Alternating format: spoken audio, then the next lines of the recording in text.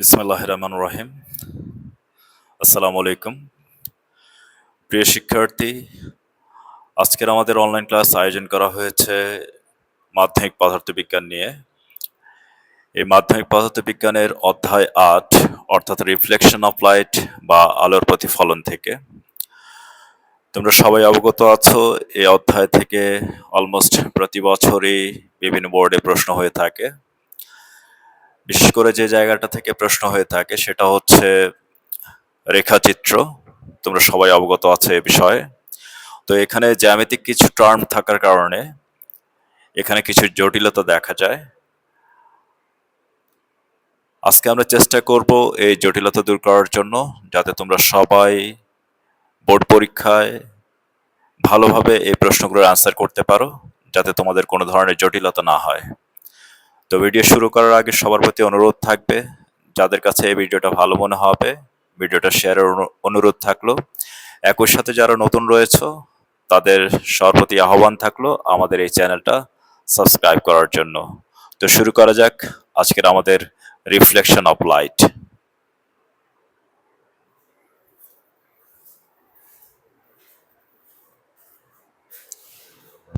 সবাইকে আবারও স্বাগত আজকের এই অনলাইন ক্লাসে। তোমরা সবাই অবগত আছো যে রিফ্লেকশন কাকে বলে বা আলোর প্রতিফলন কাকে বলে। এ বিষয়ে তো আমাদের কোনো প্রশ্ন আপাতত নেই। তার আগে বলে দেই যে এখান থেকে বেশিরভাগ যে প্রশ্নটা আসে সেটা হচ্ছে গোলীয় দর্পণ থেকে। কোথা থেকে? গোলীয় দর্পণ থেকে। আমাদের এই মাধ্যমিক পদার্থবিজ্ঞান বইয়ে তোমরা যদি ভালোভাবে বইটা দেখো তাহলে এখানে গোলীয় দর্পণের প্রকারভেদ হচ্ছে দুই ধরনের। কত ধরনের? দুই ধরনের। একটা হচ্ছে অবতল দর্পণ আর একটা হচ্ছে উত্তল দর্পণ, রাইট? তো বেশিরভাগ যে প্রশ্নগুলো হয়ে থাকে সেটা হচ্ছে রেখাচিত্র সংক্রান্ত, এবং যেটা বেশিরভাগ প্রশ্ন এসে থাকে সেটা হচ্ছে অবতল দর্পণ থেকে। কোন দর্পণ থেকে? অবতল দর্পণ থেকে। তো আমরা যখনই একটা রেখাচিত্র করতে যাব অবতল দর্পণের ক্ষেত্রে, তখন আমাদের বেসিক কিছু টার্ম আছে যে টার্মগুলো আমাদের না বুঝলে কিন্তু আমরা এই অ্যান্সারগুলো করতে পারবো না। ঠিক আছে? আমি কিছু ছবি আঁকছি, এই ছবি আঁকার মাধ্যমে তোমাদের কাছে এই পুরো বিষয়টা সহজভাবে উত্থাপনের চেষ্টা করছি। শুরু করা যাক। ওকে,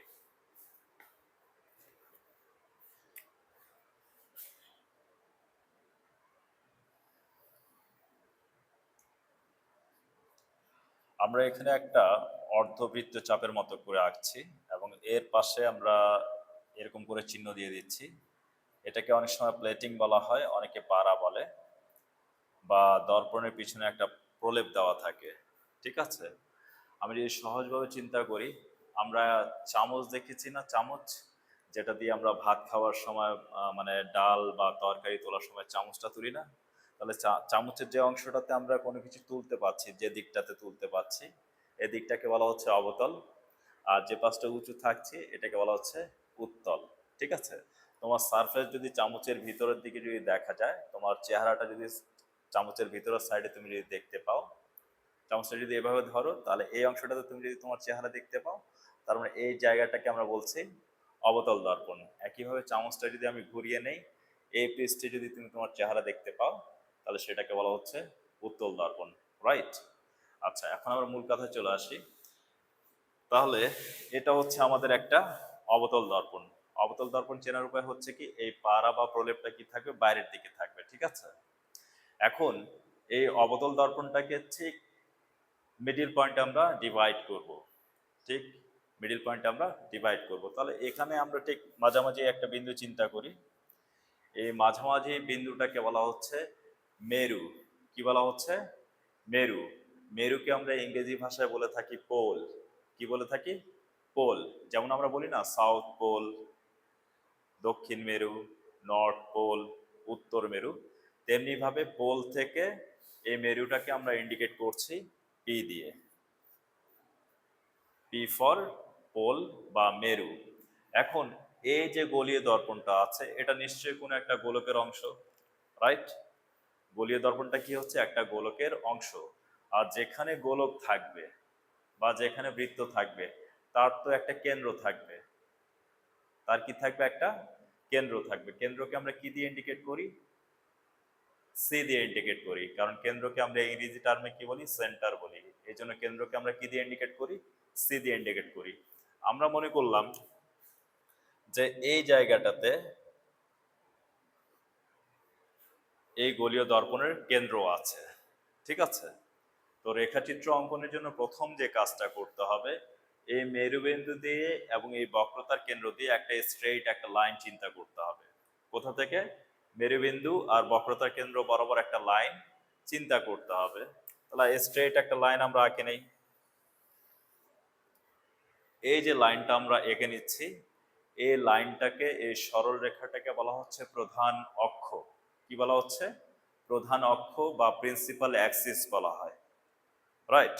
তাহলে প্রধান অক্ষ হওয়ার শর্ত হচ্ছে কি? প্রধান অক্ষ হচ্ছে এমন একটা সরল রেখা যেটা দর্পণের মেরুবিন্দু এবং দর্পণের বক্রতার কেন্দ্র দিয়ে গমন করবে। তাহলে প্রধান অক্ষ হওয়ার শর্ত হচ্ছে কি? প্রধান অক্ষ হচ্ছে এমন একটা সরল রেখা যেটা দর্পণের মেরুবিন্দু এবং বক্রতার কেন্দ্র দিয়ে গমন করবে। বিষয়টা ক্লিয়ার? ঠিক আছে। এখন এটা হয়ে গেল। এরপরে প্রশ্ন কি কিভাবে আসতে পারে? প্রশ্ন ভিন্ন ভিন্ন ভাবে আসতে পারে। যেমন তোমাকে প্রশ্ন দিতে পারে যে গোলীয় দর্পণের সামনে বক্রতার কেন্দ্র ও অসীমের মধ্যে লক্ষ্যবস্তু স্থাপন করলে, ভালোভাবে শোনো, গোলীয় দর্পণের সামনে, বা আরো যদি স্পেসিফিক ভাবে বলি, অবতল দর্পণের সামনে বক্রতার কেন্দ্র এবং অসীম দূরত্বের মধ্যবর্তী স্থানে যদি কোনো একটা বস্তু দাঁড় করানো হয়, তাহলে এই বস্তুর বিম্ব কোথায় গঠিত হবে, বিম্বের আকার কেমন হবে, বিম্বের প্রকৃতি কেমন হবে, এই তিনটা জায়গা থেকে কিন্তু প্রশ্ন করা হয়। একটা হচ্ছে বিম্বের অবস্থান, একটা হচ্ছে বিম্বের আকার, আর একটা হচ্ছে বিম্বের প্রকৃতি। এই জিনিসটা আমরা খুব ইজিলি বের করতে পারি। যারা এ পর্যন্ত বোঝো নাই তারা এই ভিডিওটা দেখলে অবশ্যই বুঝতে পারবা। তাহলে এটার জন্য প্রথম যে কাজটা হচ্ছে, আমাদের ওই কিওয়ার্ড নিয়ে স্টার্ট করতে হবে। কিওয়ার্ডে কি বলা হচ্ছে? যে লক্ষ্যবস্তুর অবস্থান হচ্ছে বক্রতার কেন্দ্র ও অসীমের মধ্যে। বক্রতার কেন্দ্র ও অসীমের মধ্যে। এখন তোমাদের পজিশনটা আমরা দেখাই দিই। এই সিটা হচ্ছে বক্রতার কেন্দ্র, এটা হচ্ছে মেরু। বক্রতার কেন্দ্র থেকে এই পাশে যে দূরত্বটা, এটাকে বলা হচ্ছে অসীম দূরত্ব। কি বলা হচ্ছে? অসীম দূরত্ব। বিষয়টা কি বুঝতে পারছো? এখন মনে করো যে এই জায়গাটাতে লক্ষ্যবস্তু আছে। লক্ষ্যবস্তুকে আমরা কি বলি? অবজেক্ট বলি। কি বলি? অবজেক্ট। এই জন্য এটাকে আমরা ইন্ডিকেট করলাম ও এ দিয়ে, ও ফর অবজেক্ট। ঠিক আছে। এখন রেখাচিত্র অঙ্কনের প্রথম এবং প্রধান শর্ত হচ্ছে লক্ষ্যবস্তুকে প্রধান অক্ষের উপরে লম্বভাবে দাঁড় করাতে হবে। লক্ষ্যবস্তুকে প্রধান অক্ষের উপরে কিভাবে দাঁড় করাতে হবে? লম্বভাবে দাঁড় করাতে হবে। তার মানে এটা যদি লক্ষ্যবস্তু হয়, তাহলে এটার এখানে যে কোণটা হবে, এটা কত হবে? 90 ডিগ্রি হবে। ক্লিয়ার? এরপরে দ্বিতীয় যে কাজটা, লক্ষ্যবস্তুর শীর্ষবিন্দু থেকে, লক্ষ্যবস্তুর শীর্ষবিন্দু থেকে, মনে করো আমি যদি লক্ষ্যবস্তু হয়, তাহলে আমার শীর্ষবিন্দুটা হচ্ছে কি? আমার মাথা, রাইট? তো এখানে লক্ষ্যবস্তুর শীর্ষবিন্দু হচ্ছে কি? ও। লক্ষ্যবস্তুর শীর্ষবিন্দু থেকে প্রধান অক্ষের সমান্তরালে একটা রেখা আঁকতে হবে। তাহলে লক্ষ্যবস্তুর শীর্ষবিন্দু থেকে প্রধান অক্ষের সমান্তরালে একটা রেখা আঁকলাম। এটা আমরা ভেক্টর রাশি হিসাবে দিক চিহ্ন দেখাচ্ছি, ঠিক আছে? তীর চিহ্ন দেখাচ্ছি। তাহলে ধরলাম যে এটা এম বিন্দুতে গিয়ে আপতিত হচ্ছে, ঠিক আছে? তাহলে ও এমটা হচ্ছে কি? আপতিত রশ্মি। তোমরা সবসময় মনে রাখবা, যে রেখাটা প্রধান অক্ষের সমান্তরালে আপতিত হয়, যে রেখাটা প্রধান অক্ষের সমান্তরালে আপতিত হয়, সেটা প্রতিফলনের সময় অবশ্যই প্রধান ফোকাস দিয়ে যাবে। সেটা কোথা থেকে যাবে? প্রধান ফোকাস দিয়ে যাবে। এখন বিষয় হচ্ছে প্রধান ফোকাস কোনটা?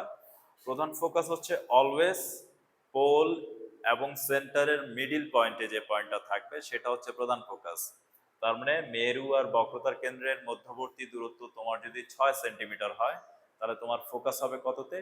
3 সেন্টিমিটারে। মেরু থেকে বক্রতার দূরত্ব যদি 5 সেন্টিমিটার হয় তাহলে তোমার ফোকাস হবে কততে? 2.5 সেন্টিমিটারে। দ্যাট মিনস পোল আর বক্রতার কেন্দ্রের ঠিক মিডিল পয়েন্টটাই হচ্ছে ফোকাস। তাহলে এটা আগে আমরা নির্ণয় করে নেই। ধরে নিলাম যে এটা হচ্ছে ফোকাস। ফোকাসকে ইন্ডিকেট করা হয় ক্যাপিটাল এফ দিয়ে, এফ ফর ফোকাস। ক্লিয়ার? তাহলে আমরা এর পূর্বে যেটা বললাম যে প্রধান অক্ষের সমান্তরালে যে রেখাটা থাকবে সেটা রিফ্লেক্ট হয়ে কোথা থেকে গমন করবে? প্রধান ফোকাস দিয়ে। কোথা থেকে গমন করবে? প্রধান ফোকাস। তাহলে এটা সমান্তরালে আসছে, তাহলে এটা এখান থেকে রিফ্লেক্ট হয়ে কোথা থেকে যাবে? প্রধান ফোকাস বরাবর। ক্লিয়ার? তার মানে ও থেকে এম এটা হচ্ছে আপতিত রশ্মি, আর এম থেকে এফ এই পথে যেটা যাচ্ছে এটা হচ্ছে প্রতিফলিত রশ্মি। এই বিষয়টা ক্লিয়ার? এরপরে যে বিষয়টা হচ্ছে লক্ষ্যবস্তুর শীর্ষবিন্দু দিয়ে আরেকটা আলোক রশ্মি আঁকতে হবে। লক্ষ্যবস্তুর শীর্ষবিন্দু দিয়ে আরেকটা আলোক রশ্মি আঁকতে হবে। এই আলোক রশ্মিটা অবশ্যই বক্রতার কেন্দ্র দিয়ে গমন করবে এবং একই পথে আবার ফিরে যাবে। আমি দেখাই দিচ্ছি। তার মানে ও থেকে সি বরাবর আসবে, তাহলে ও থেকে সি বরাবর আসলো, আবার একই পথে বিপরীত দিকে ফিরে যাবে। একই পথে আবার বিপরীত দিকে ফিরে যাবে। তার মানে এই বিন্দুটাতে যেখানে ছেদ করছে, এই যে এই প্রতিফলিত রশ্মি আবার এখান থেকে আপতিত রশ্মি ঠিক যে জায়গাটাতে ছেদ করছে, এই বিন্দুটা থেকে প্রধান অক্ষের উপরে আর একটা অবিলম্ব টানতে হবে। ঠিক আছে? এই বিন্দুটা দিয়ে প্রধান অক্ষের উপরে আরেকটা অবিলম্ব টানতে হবে। এখন বিম্বকে আমরা বলি ইমেজ। ইমেজ মানে হচ্ছে কি? বিম্ব বা প্রতিচ্ছবি। এই জন্য এই অংশটাকে আমরা ইন্ডিকেট করলাম আই বি দিয়ে। ঠিক আছে? তার মানে ও এ এটা হচ্ছে লক্ষ্যবস্তু, আর আই বিটা হচ্ছে কি? বিম্ব। ক্লিয়ার? এখন আসি আমরা যে এই যে বিম্বটা গঠন হচ্ছে, এই বিম্বটার প্রকৃতি কি? তার আগে দেখি তাহলে ও এটা হচ্ছে লক্ষ্যবস্তুর অবস্থান, ও এটা হচ্ছে কি? লক্ষ্যবস্তুর অবস্থান। এর অবস্থানটা কি ছিল? বক্রতার কেন্দ্র ও অসীমের মধ্যে। বিম্বের অবস্থান কোথায় ছিল? বক্রতার কেন্দ্র ও অসীমের মধ্যে। এখন দেখো এটা হচ্ছে বিম্ব, তাহলে এই বিম্বের অবস্থানটা হচ্ছে কি? এটা হচ্ছে কি? ফোকাস বিন্দু, আর এটা হচ্ছে বক্রতার কেন্দ্র। তার মানে লক্ষ্যবস্তুর অবস্থান যখনই বক্রতার কেন্দ্র এবং অসীমের মধ্যে হবে, তখন বিম্বের অবস্থানটা কোথায় হচ্ছে? ভালোভাবে দেখো, প্রধান ফোকাস আর বক্রতার কেন্দ্রের মধ্যে। ঠিক আছে? তাহলে বিম্বের অবস্থানটা আমরা পেয়ে গেলাম। এখন প্রশ্ন হচ্ছে যে বিম্বের প্রকৃতি কি? বিম্বের প্রকৃতি কি? বিম্বের প্রকৃতি যদি সহজভাবে উদাহরণ দেই, মনে করো তুমি আয়নার সামনে দাঁড়িয়ে আছো। ঠিক আছে? তুমি আয়নার সামনে দাঁড়িয়ে আছো, তাহলে আয়নাটাকে যদি একটা দেয়াল চিন্তা করো, তাহলে দেয়ালের যে পাশে তুমি দাঁড়িয়ে আছো, দেয়ালের ঠিক একই পাশে যদি বিম্ব গঠিত হয়, ঠিক আছে? দেয়ালের একই পাশে যদি বিম্ব গঠিত হয় তবে সেটাকে বলা হচ্ছে সদ্বিম্ব। মোট কথা দর্পণের একই পাশে, ভালোভাবে শোনো, দর্পণের একই পাশে যদি লক্ষ্যবস্তু থাকে, দর্পণের একই পাশে যদি বিম্ব থাকে, তাহলে সেই বিম্বটাকে বলা হচ্ছে সদ্বিম্ব। এখন দেখো এটাকে হচ্ছে দর্পণ, দর্পণের এই পাশে হচ্ছে কি? লক্ষ্যবস্তু। দর্পণের এই পাশে হচ্ছে কি? লক্ষ্যবস্তু। দর্পণের এই পাশে হচ্ছে কি? বিম্ব। বিম্বটা তার এই পাশে হয়নি। ঠিক আছে? তার মানে দর্পণের যে পাশে লক্ষ্যবস্তু আছে, দর্পণের সে পাশে কি? বিম্বটা আছে। এই জন্য বিম্বের প্রকৃতি হচ্ছে কি? সৎ। বিম্বের প্রকৃতি কি? সৎ বা বাস্তব। এখন প্রশ্ন হচ্ছে, বাস্তব তো হলো, কিন্তু এটা প্রধান অক্ষের উপরে, লক্ষ্যবস্তুর দিক ছিল কি? উপরের দিকে। লক্ষ্যবস্তু ছিল প্রধান অক্ষের উপরের দিকে, কিন্তু বিম্বের অবস্থানটা হচ্ছে কি? প্রধান অক্ষের নিচের দিকে। খেয়াল করছো? তাহলে প্রধান অক্ষের উপরের দিকে হচ্ছে লক্ষ্যবস্তু, প্রধান অক্ষের নিচের দিকে হচ্ছে কি? বিম্ব। তার মানে এখানে বলতে হবে কি? বিম্বের প্রকৃতি সৎ ও উল্টো। আশা করি পুরো প্রক্রিয়াটা তোমরা বুঝতে পেরেছো। এখান থেকে আরো অনেক কিছু রেখাচিত্র আছে, প্রায় অলমোস্ট আমাদের 7 ধরনের রেখাচিত্র করতে হবে বিভিন্ন ডিফারেন্ট অবস্থানের জন্য। আমরা সময় সুযোগ করে নেক্সটে আরো কিছু ভিডিও করব। আজ এ পর্যন্তই। আল্লাহ হাফেজ। আসসালামু আলাইকুম।